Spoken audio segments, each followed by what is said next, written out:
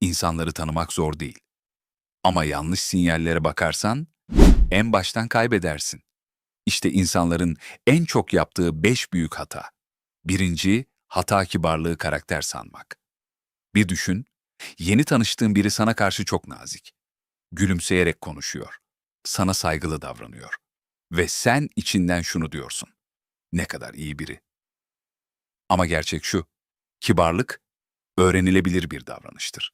Hatta çoğu zaman bir stratejidir. İnsanlar kibar olmayı öğrenir. Ama karakter öğrenilmez. Ve bazı insanlar kibarlığı insanları etkilemek için kullanır. Yani gördüğün şey karakter değil, kontroldür. İkinci hata, sözlere güvenmek. Ben asla yalan söylemem.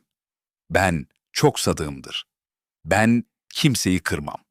Bunları söyleyen kaç insan gördün? Ve kaç tanesi gerçekten öyleydi? Çünkü insanlar kendilerini anlatırken her zaman en iyi versiyonlarını anlatır.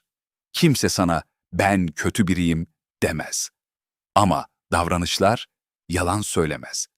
Bu yüzden bir insanı anlamak istiyorsan onu dinleme, onu izle. Üçüncü hata, ilk izlenime inanmak. İlk tanışma anını hatırla. Herkes daha dikkatli konuşur, daha nazik davranır, daha kontrollüdür. Çünkü o an herkes rol yapar. İyi görünmek ister, beğenilmek ister, kabul edilmek ister. Yani ilk izlenim gerçek değil, bir performanstır. Ama çoğu insan en büyük hatayı burada yapar.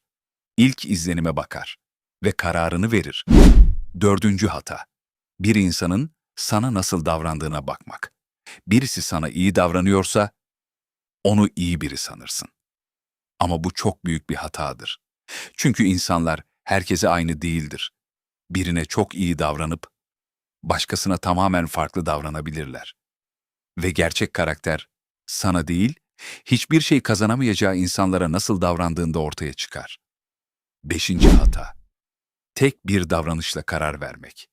Bir gün biri sana çok iyi davrandı ve sen dedin ki, bu insan iyi ya da bir gün kötü davrandı ve direkt sildin.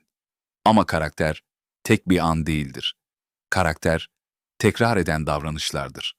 Aynı tepki farklı zamanlarda tekrar ediyorsa işte o zaman gerçek başlar. Ve şimdi en önemli noktaya geliyoruz. Sorun insanların gerçek yüzünü gizlemesi değil. Sorun senin yanlış şeylere güvenmen.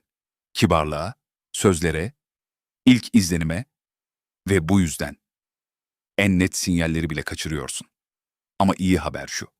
Bunu fark ettiğin anda her şey değişir. İnsanları daha hızlı anlarsın.